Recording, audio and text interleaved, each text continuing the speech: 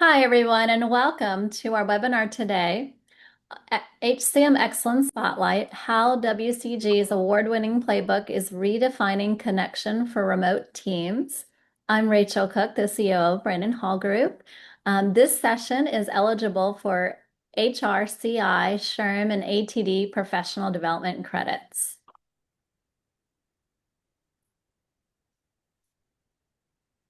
Before we dive into today's content, let me tell you a little bit about Brandon Hall Group and some of the incredible opportunities that could accelerate your career.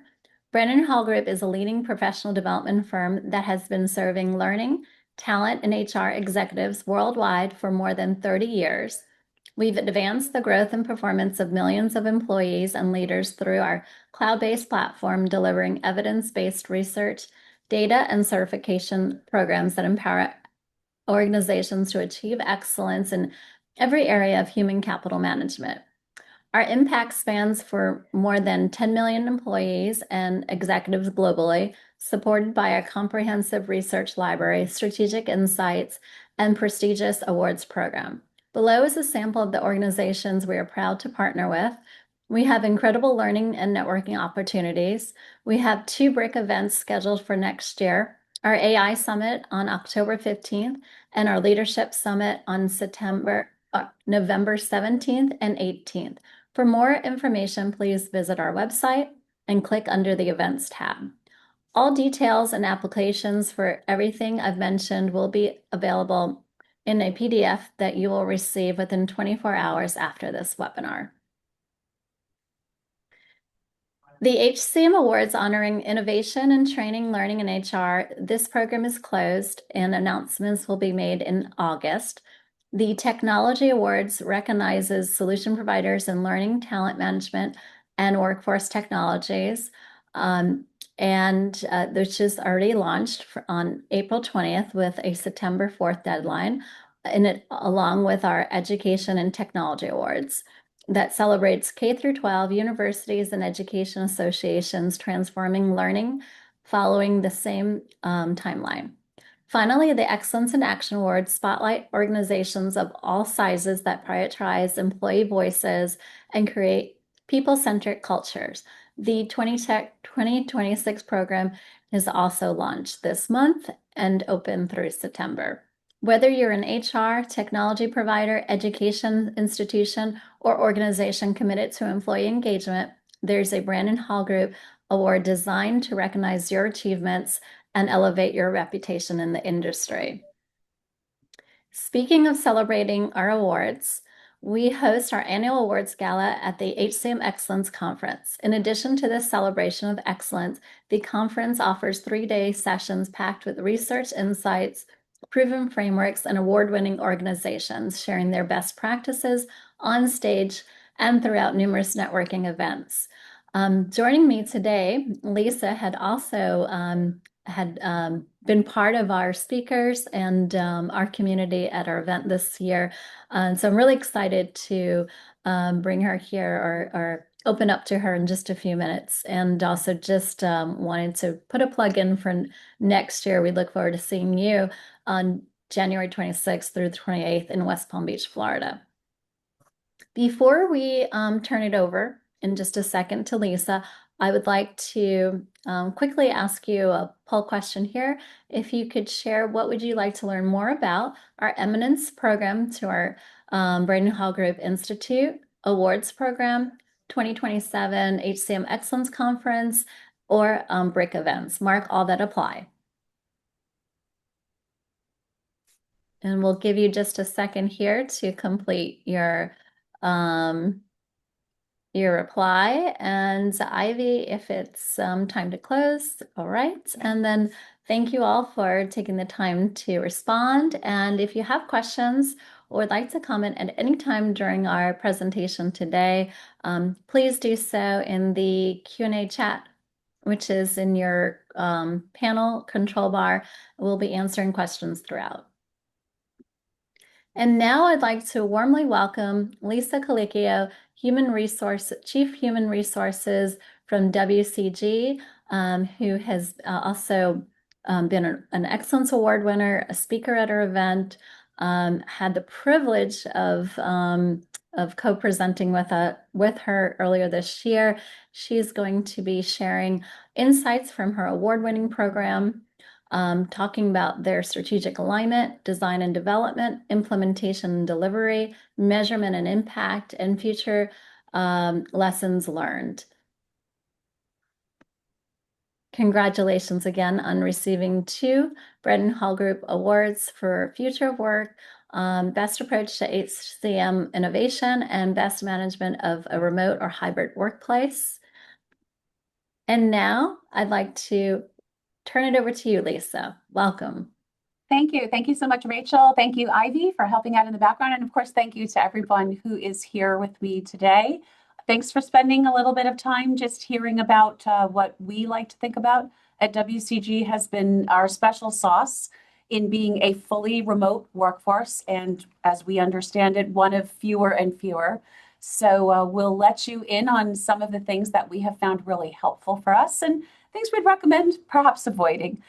So we will jump right in. Ivy, do I have ability to control the slides or you're going to be doing it?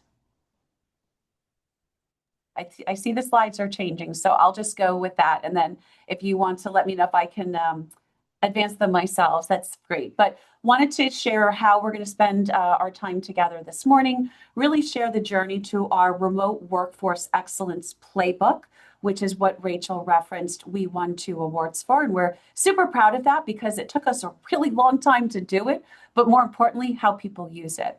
And specifically talk about how we came to be a remote work organization. We were not.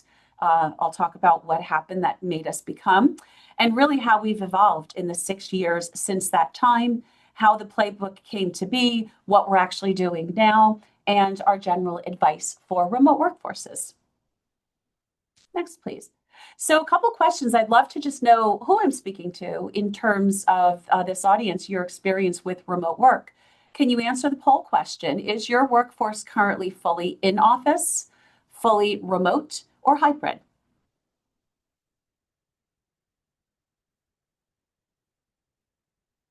Okay, just another moment.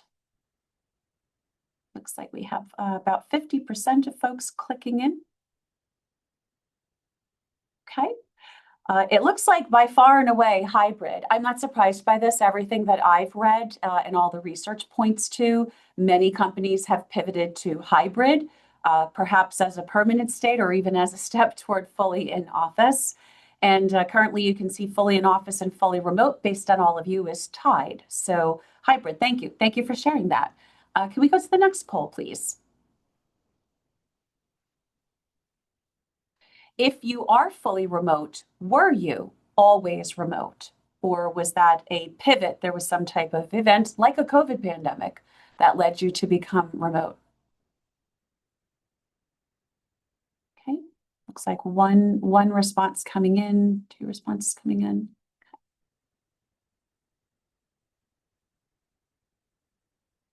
Give it another few seconds. Okay. So it is looking like we have a lot of in common on this call with WCG. We were not always remote. We were not remote at all. So for the respondents who also pivoted, you may recognize some of what I'm going to share. Okay, great. 2 more questions for you. If you are fully remote, how does your workforce feel about it? Fully supportive, partially supported, indifferent, take it or leave it, or not supportive, meaning they would like to be back in the office. Oh, this is interesting. Wow. Some workforce is indifferent. Okay.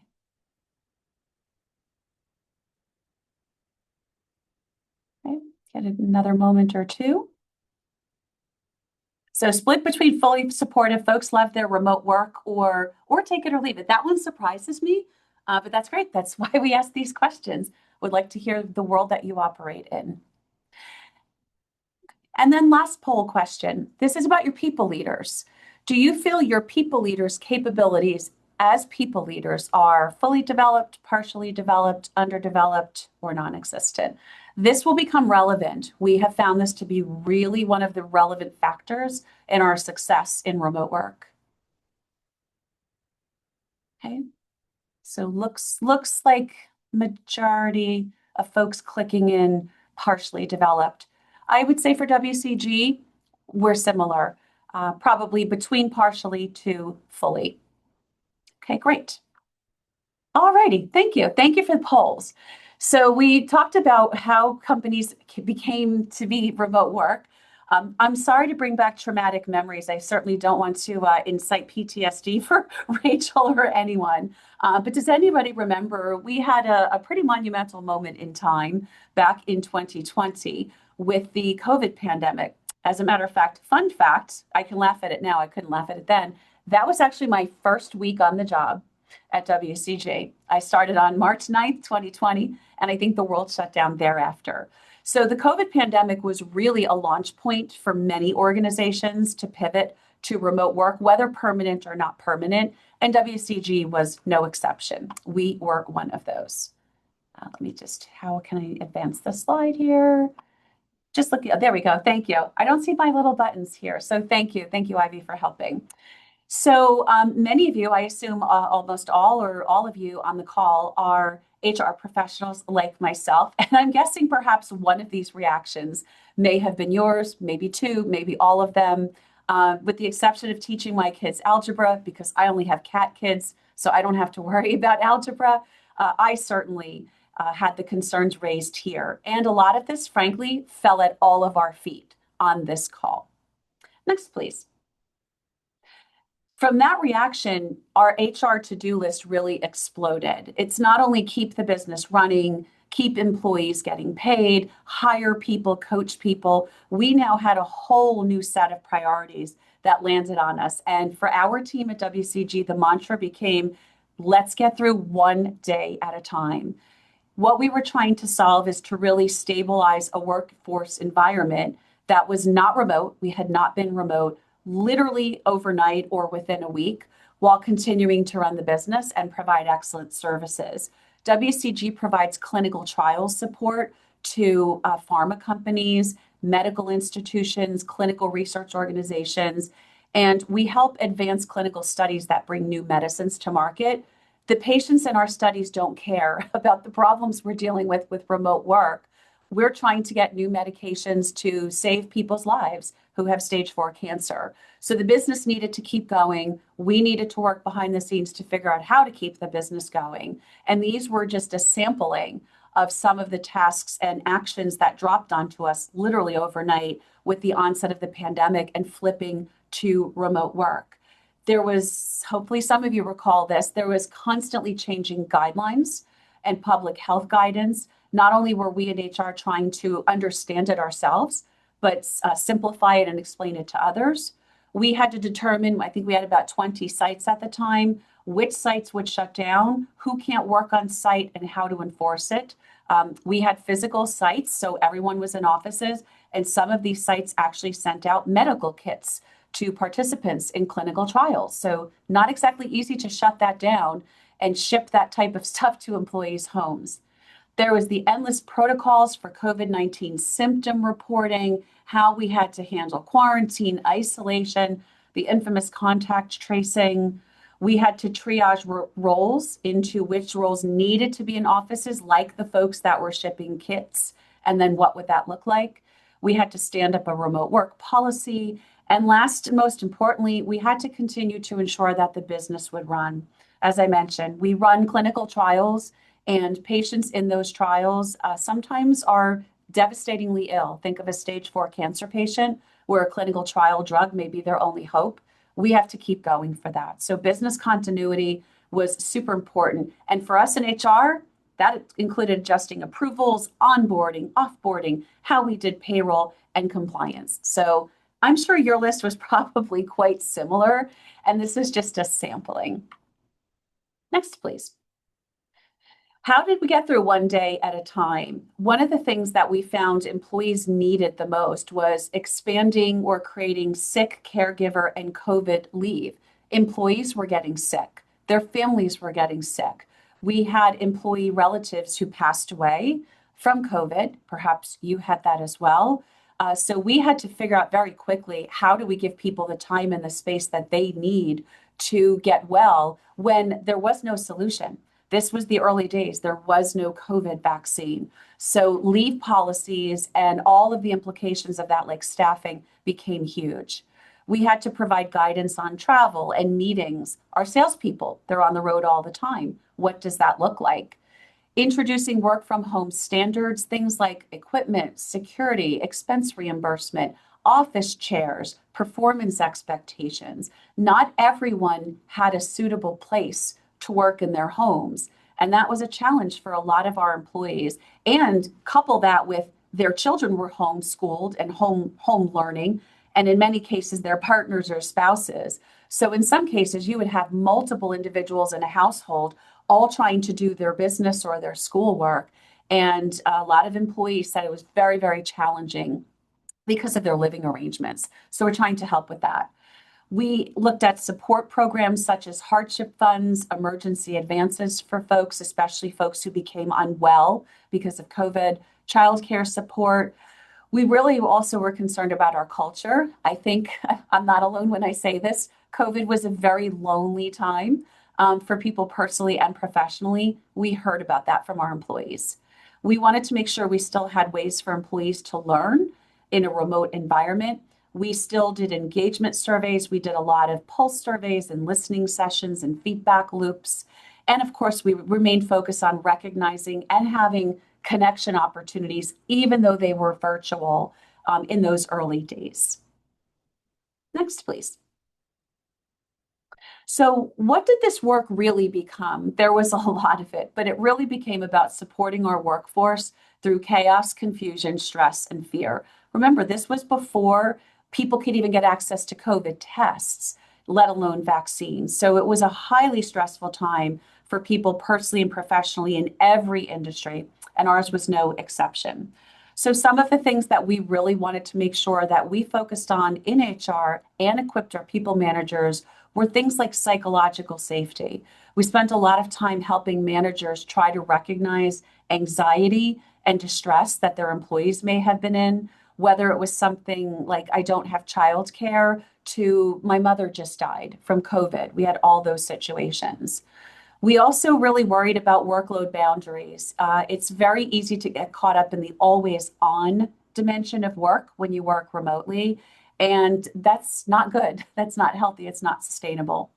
We realized that our employees struggled heavily when all the daycare centers closed. So parents became responsible for daycare, in some cases, education. So we had a lot of distraction factor going on. And of course, we looked also to our communities around us, including the HR community. A lot of us connected with other HR professionals and just began sharing endlessly of ideas, policies, resources.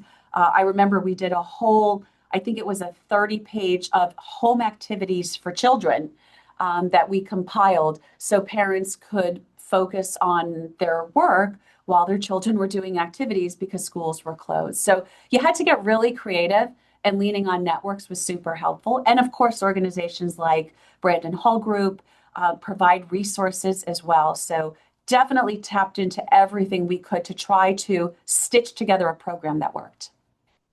Next, please. So these new demands landed at our feet. HR became one of the command centers, coordinating health and safety and operations continuity. At any given time, we didn't know what staff was available because people were constantly getting sick and getting tested and retested. So that was a challenge. All of our policies had to be updated and make sure that we applied them consistently and fairly in our new normal. Communication and trust were huge.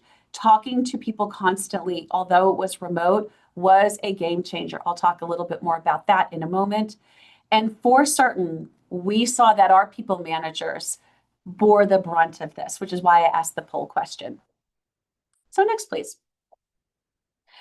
So we survived, we got through it, all of you got through it, and then we began a whole new chapter at WCG. Next, please. We became permanently remote.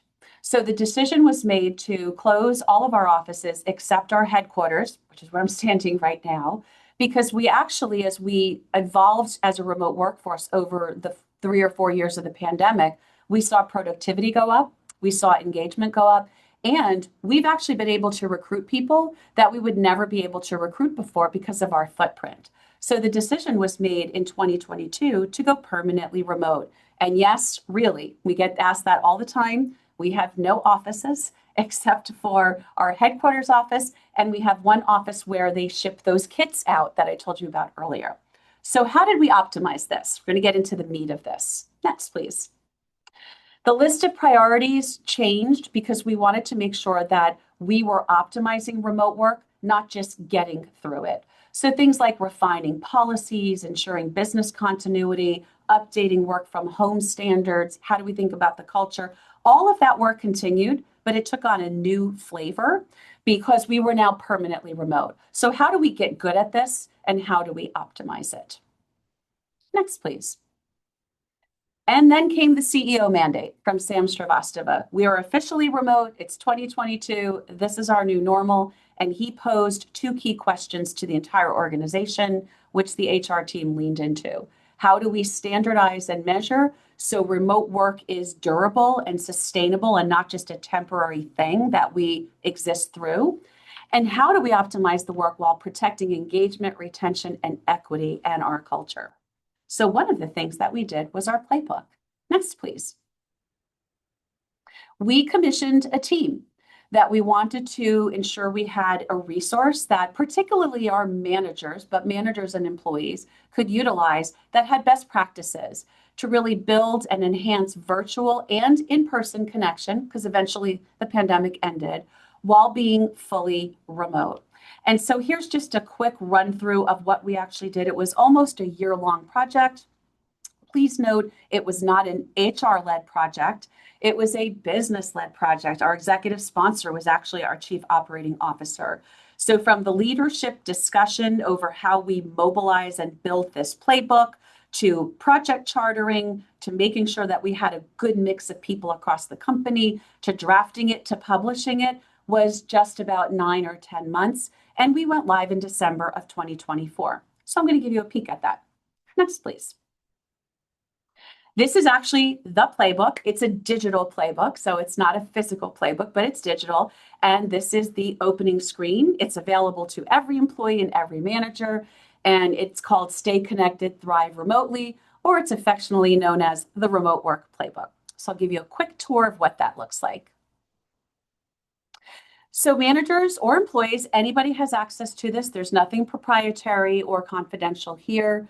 But managers or any employee who clicks on it, you get connected to a menu. And you'll see that there's actually 4 goals in the playbook. It depends on what it is you're trying to drive. Are you trying to drive connection? Are you trying to drive collaboration, communication, or community? And based on that activity of what you're trying to drive, there are activities within. So for example, you'll see here, the first one is connection. There are a bunch of activities that have time around them based on whether you have 10 minutes or you have a team physically together in an office and you have an hour to spend. So there's over 52, I always say this, 52 activities, one for each week. There's even more. We've added more since we've updated this. So let me do another little bit of a deeper dive.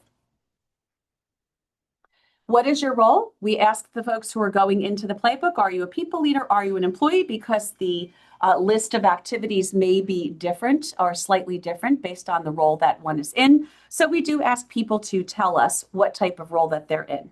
Next, please. How much time do you have available? And as you saw in the menu, you can actually sort by time. We have 10 minutes. This is probably one of the most popular activities, the 10-minute activities. People do them at the beginning of staff meetings, at the end of staff meetings. So what amount of time do you have available? Next, please. What's your budget? Some folks get together and do things. Other folks are doing things remotely like I'm doing here. So we actually have activities organized by budget. Next, please. And then your activities will load. So you answer all of these questions. Are you a people manager? How much time do you have? Do you have a budget? Activities load, and I'll just show you a quick example of one. The driver that you want to encourage, let's just do connection. You would click on connection and you submit your query, and the playbook develops and it curates a list of activities. So next, please. Here's an example. A very simple, some of you may have seen this before, rose, thorn, bud. It tells you what the purpose of the activity is, the time that you would need, if you need budget. And then on the right, it's a literal walkthrough of how to run the activity. And we actually have managers who journal. So they will check off activities because we have a lot of managers who say, I want to make sure I'm doing something, whether it's once a week or once a month. So you can see in the lower right, there's a completion box. Next, please. Another example, a longer activity where the team has 60 to 90 minutes, building community, so learning to work together through preference assessments, things like the disc birds assessment. That's what this particular one is. So you can mix and match as a manager or even as an individual employee to pick a list of activities for you and your team to do throughout the entire year to drive connection and belonging. Next, please. The playbook lives in our learning management system. It's called SkillSpark. So you can see here, this is actually the landing page. And we have additional resources to help managers and employees use the playbook effectively. But it's always being updated. It's always on demand. And of course, our HR team behind the scenes also works with managers to select activities. Next, please. How we launched it. We rolled it out in December of 2024 through a town hall introduction. We introduced digital flashcards. We don't have time to show you those here today, but if anyone wants to ping me on LinkedIn, we're happy to share those. We hosted open mic training sessions, our office hours, with the HR team where people managers and employees could dial in. We gave them a demo similar to what I'm showing you here. It was a little bit more in depth of that. And then we tracked measures, the SkillSpark utilization, which is our learning management system, the click-throughs. We looked at engagement survey scores. And we continually reinforce usage because we have a universal people leader goal that every people leader has on their annual goals.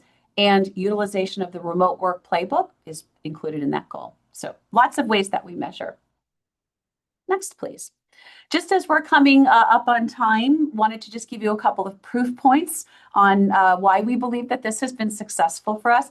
These are our actual engagement scores over the last 3 years. This is the Gallup Q12 for those who may recognize it. So we went from an engagement score of 3.96 3 years ago to the one we just did in March of this year at 4.26. But what we're most proud of is we now rank in the 62nd percentile of best companies for engagement, where 3 years ago we were below the midline.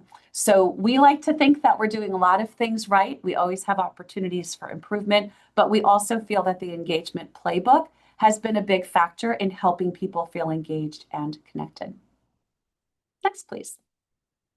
And this is just another slice of our engagement. If you look at the left, you can see 61% of our employees are fully engaged, 36% non-engaged. So I mentioned we still have opportunities and a way to go, but we're actually proud of our really, really low actively disengaged rate. Gallup has told us that is one of the highest they've ever seen. So thank you for that. Next, please. So lessons we learned. Get the policy stuff right. Of course, it's important. It's the basics of clarity. Be intentional. We got intentional and clear about designing a remote work approach. The playbook was one of those enablers. Emphasize decision rights. Again, this is all about who does what and when you're remote, because it's not as easy for me to walk down to Rachel's office and ask questions. Your workforce dynamics will exist regardless of whether you're remote or in office. Remote leaders do need to spend more time, we have found, giving feedback, connecting, and getting teams together than when you're in an office. It takes more time because you have to be intentional in schedule. Number 5, invest in extra effort in the people leader onboarding. Number 6, asynchronous communication. We do a lot by teams and it becomes the norm. So get proficient at using asynchronous tools like Teams, Chat, Slack, because a lot of work moves that way. Make those efforts to connect. In our case, we like to follow a playbook. And lastly, studies show that stronger engagement along with discretionary effort, this matters. Doing all of these things right. You have to mitigate isolation. It takes work. It takes being intentional. We have seen this in our organization. We do have reports occasionally of employees saying, I do feel lonely once in a while, but they do love their remote work. So my best advice is be intentional and thoughtful about what it is you're trying to design. And we do the same thing, and we will keep doing that. And I think that is what we've got. So thank you for letting me share a little bit about how we've managed through it. It was a really hard start.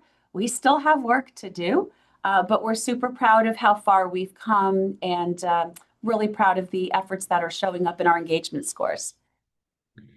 Thank you, Lisa. Thank you, everyone, for attending. And we are just a little bit past the half an hour or so here. If you have any questions, please feel free to reach out to us afterwards. We look forward to hearing from all of you. Thank you for your time. Thank you, Lisa, and have an enjoyable holiday weekend. Thank you. Thank you, everybody. Appreciate your time. And thank you, Brandon Hall. Appreciate you so much. Thank you, Rachel and Ivy.